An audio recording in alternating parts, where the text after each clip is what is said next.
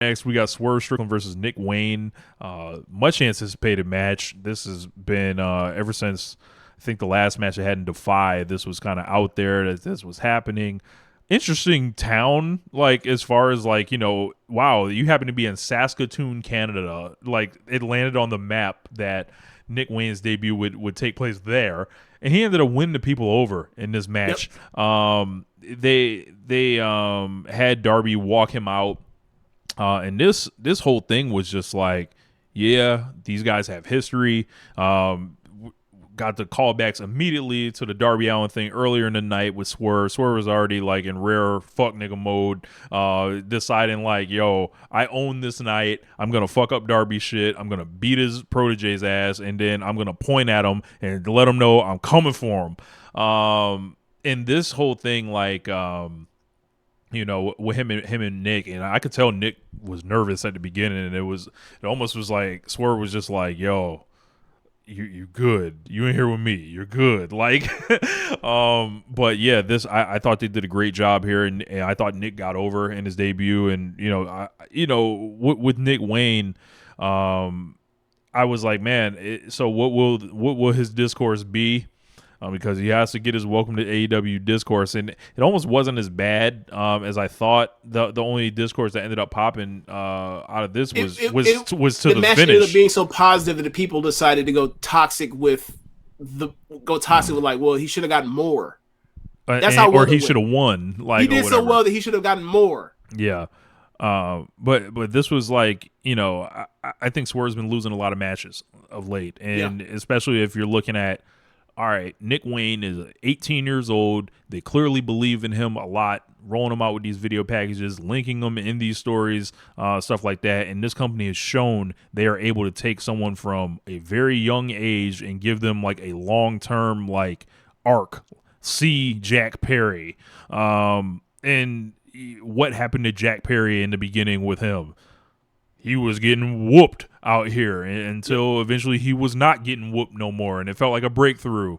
So like Nick Wayne will start in that same kind of location, but the guy that needs the focus now is Swerve. You have this whole thing you import from Defy Wrestling, which is handed to you on a silver platter, and my God, James, AEW decides to use it. Incredible. They import the prior history, multiple surrounding characters with Darby, with him. Eventually, this is going to include Sting, I imagine, and then Swerve's got a whole unit with him. I loved this match. I thought it was awesome, and I thought it was the right winner.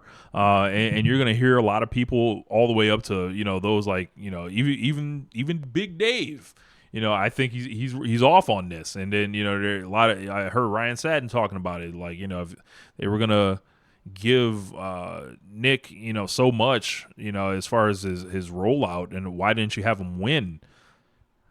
The same motherfucker that said the Allen Angels had no business getting surviving a signature move from somebody. Amazing. Fuck, make up your mind. Like I was like, hold on, man. I was like, not again. Don't do this again, Satin. Don't do it again. He is so swung so far in the other way, he's gone wrong the other way now. Yeah.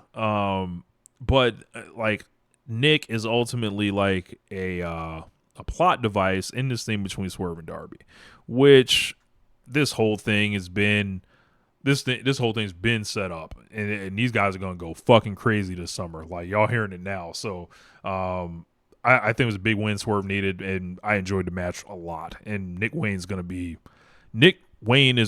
a long-term ace type figure in AEW. He's fine. Right. So there was somebody, I forgot who I was messaging. I think it was it might have been Raj that said something stupid, and I was like about it, or maybe it was Sam, I can't remember. And I was like, yeah, man, like he's 18 years old, and it's like a simulation of combat fighting. Like like 18-year-olds normally don't beat grown ass men in fights. That's not how that goes normally. And this Unless it's Percy Harvin. Yeah. And then somebody replied to me and was like, "Well, he just beat him in Defy in their last match. I was like, yeah, sorry, buddy that's booking Defy isn't booking AEW. It's not. This are two different promotions, man. And then his complaint was like, and then I was like, hey man, like, look, he's 18.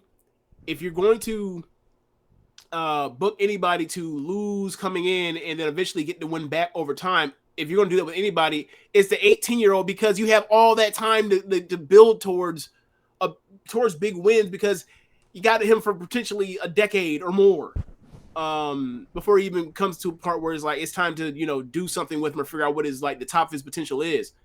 And the person's response was like, well, it's too much like these other stories of guys coming in and losing. And he mentioned Ricky Starks losing his first match to Cody. And I'm just like, I didn't say this, but in my mind I was like, so you don't like sports because like you be over like the Denver Nuggets, like, oh, they had their shot in 2020 when they lost to the Lakers in the go to hell. Like, fuck them, it's a wrap. Go to hell.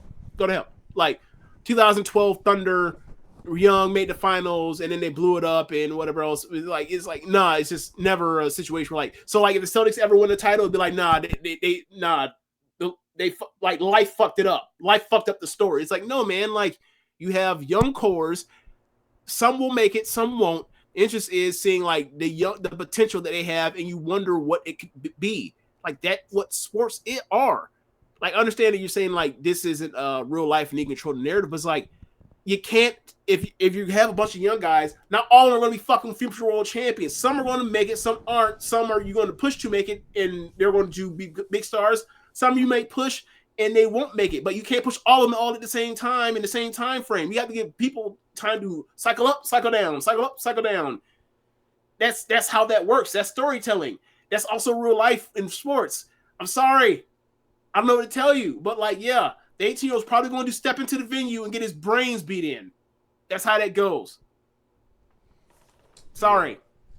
Yeah, and like this whole thing kind of peaked with Swerve breaking Nick Wayne's arm, kind of like one of those arm snaps.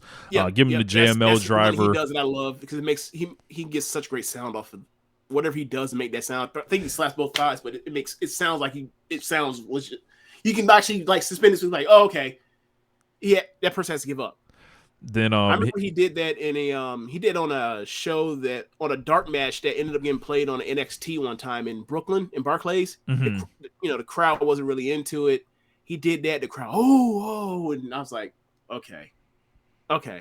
This is before you knew him, and I was like, I think this dude like knows what he's doing at a higher level than just an average old wrestler. Mm-hmm. And then he's shown and proved that time after time after time. So like gave him the JML, points at Darby, essentially like kind of gave him the point, letting him know he's coming for him. Stared down his mom after the match. Nick Wayne's mom was ringside. I wish they could have gotten more focus after the match. Like I think there should have been like an extended beatdown. Maybe perhaps the arm injury and the JML driver were enough. But I would have liked them to really drive it home to force Darby to come, run to the ring and like, and chase Swerve off or something. But hopefully they'll get more time for that. We just had to play, that rap video beforehand, so had to get on the show. So after that.